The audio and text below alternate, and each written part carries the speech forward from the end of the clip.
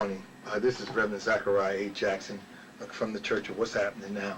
A few weeks ago, I introduced my news network, which is the Because National News Network. It's a think tank news agency from the Church of What's Happening Now, sponsored and paid for by the Church of What's Happening Now.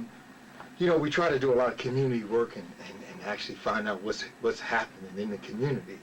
And today, we're so happy to have Dee Dameron, I believe it is, a florist designer.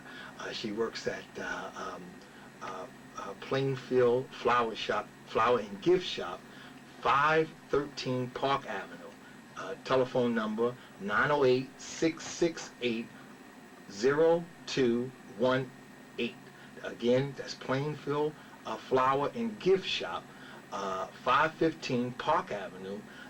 Phone number 908-668-0218. Now the internet, you can even reach them by internet, and we're happy to have that right there. See, we're getting all programmed, you understand me? So that way you have no excuse not to buy good flowers for mama, daddy, loved one, baby, and whatever the case, the situation may be.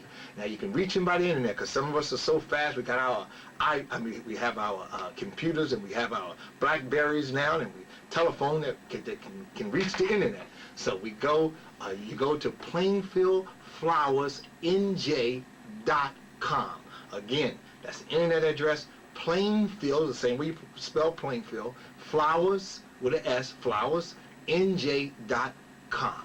Now, we're happy to have Dee Dameron with us. She's a floral designer. I met her a few weeks ago, and it was, in fact, I was having chicken with Miss Wilma Brown, and Wilma seemed to know everybody in Plainfield. So we have, having chicken with Wilma, and here she come, and she sat down and talked with us, and we were happy to have her talking, and so it was a good thing.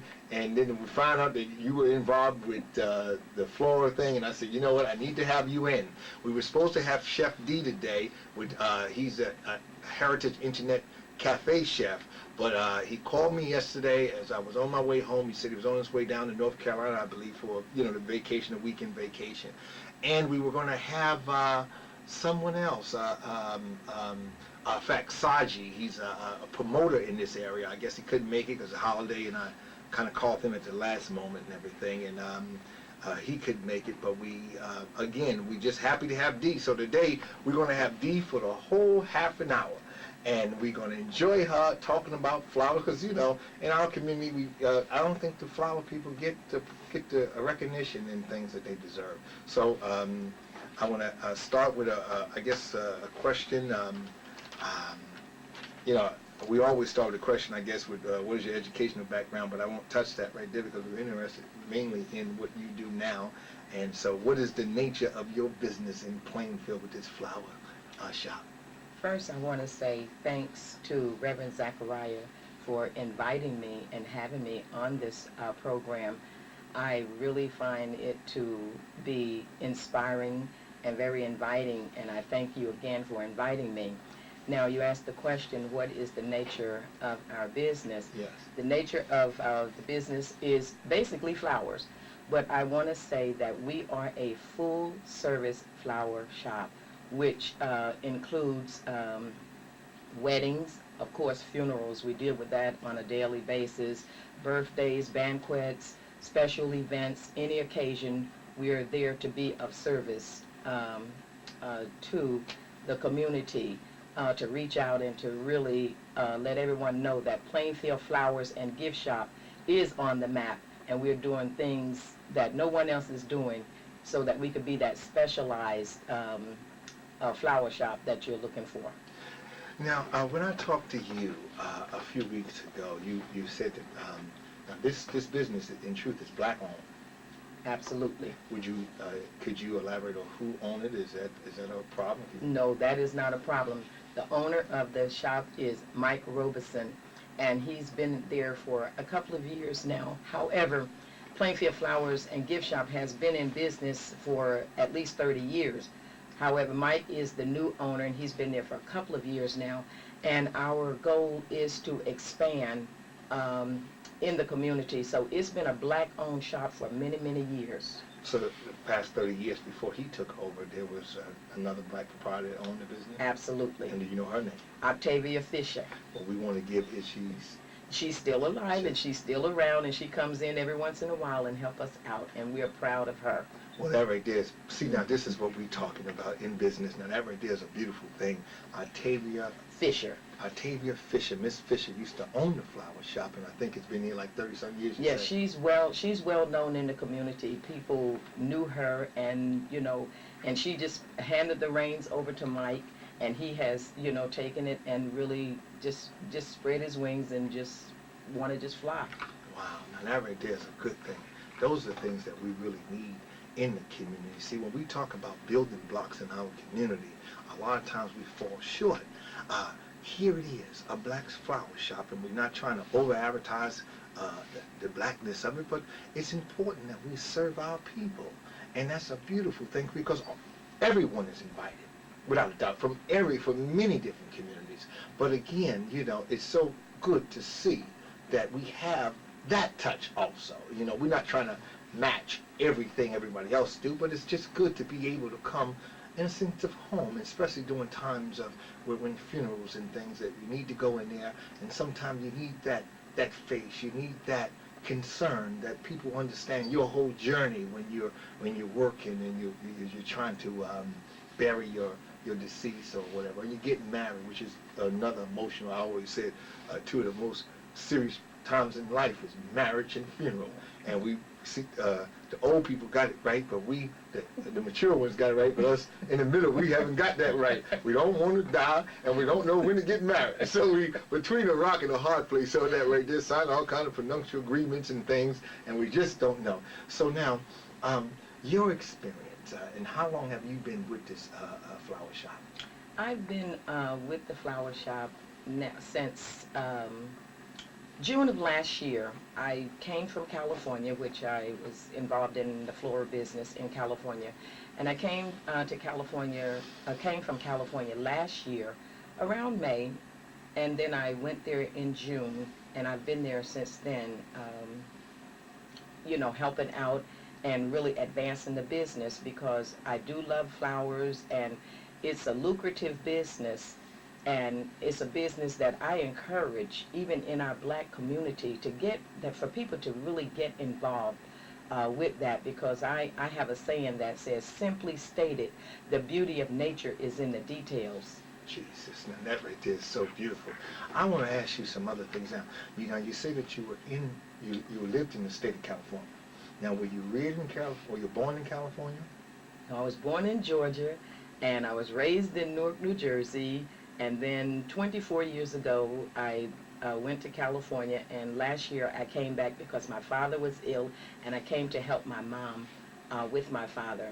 And my father is deceased now, and I feel like I can make a difference here, since I'm here in Plainfield.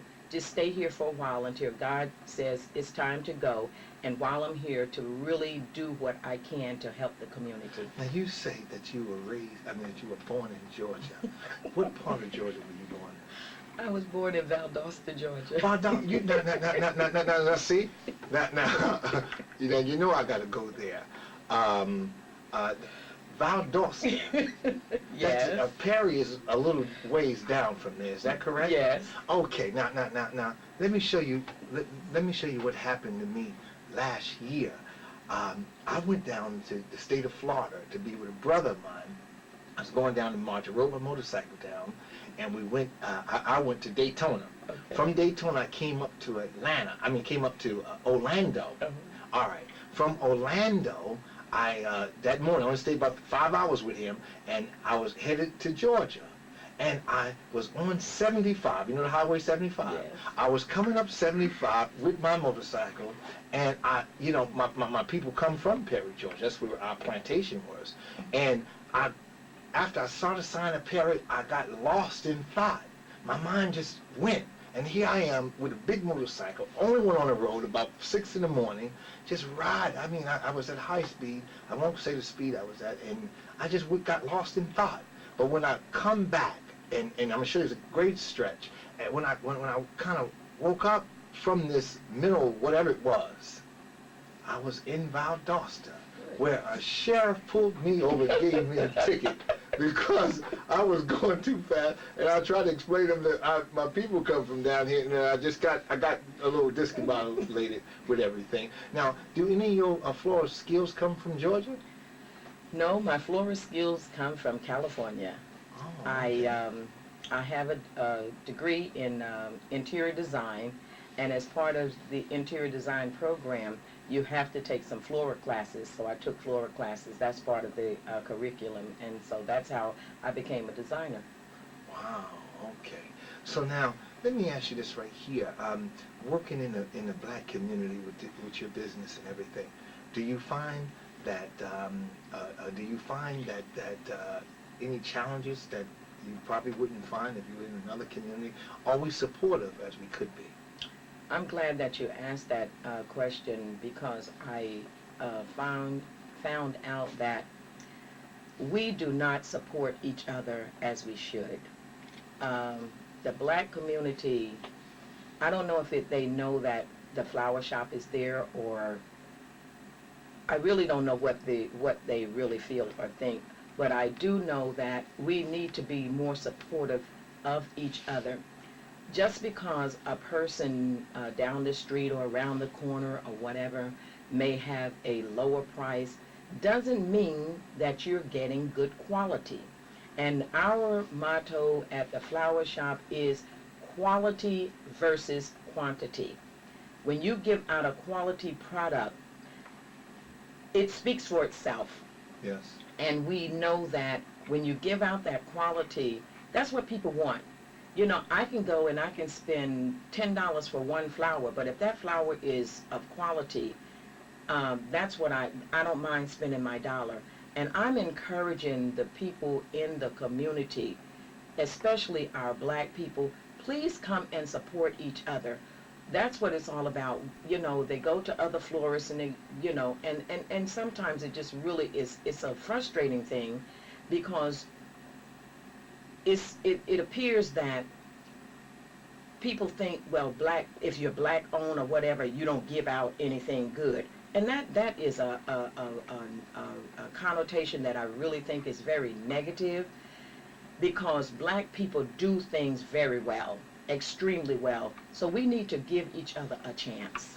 Yeah, you know, and of course, everyone today, you know, this is a constant conversation of supporting our own. Now, I will ask you this right here is, all right, you know, the dollar shop syndrome. I need not call the name. Mm-hmm. We've all, I sometimes go in the dollar shop too, and I find great deals. How is your flower shop dealing with the fact that a lot of other flower shops might not have the actual same quality, but they're able to give it at a lower price and things? You know, they have that inexpensive basket, if you will, you know, a bouquet or whatever, and that's important because, you know, people are definitely going to go where they can get it a lot of times a bit cheaper. Okay, what you have to understand is that when you pay for something of quality, you have to understand when you come into our flower shop, you get that customized, that's the key word, customized, tailor-made arrangement just for you, versus where you go into a dollar shop, which yes, may be a little cheaper, but you're paying for something that no one has really put any thought into. Yes. They have not, you know, put their heart and their soul into it. Me as a flower designer, I really put my heart and soul, because it's a God-given talent, and I take my God-given talent and use it to bless someone else. Well, that's beautiful. I'm gonna stay here on this right here again, okay, because I feel you. Okay. I understand exactly where you're coming from. Mm-hmm. But I want to deal with the commercialization of so many things, where things don't have the value that they used to, where it don't really mean as much. Mm-hmm. I see where you come. You come from deep down in the mm-hmm. core. Mm-hmm. I understand it. I got you. I got your number. Okay. I got it. You understand? Mm-hmm. I got it from 1 to 100. But again, today that we're in a society today where, you know, if the TV don't work, just throw it away and get another one. It's cheaper to get another one. And that transcends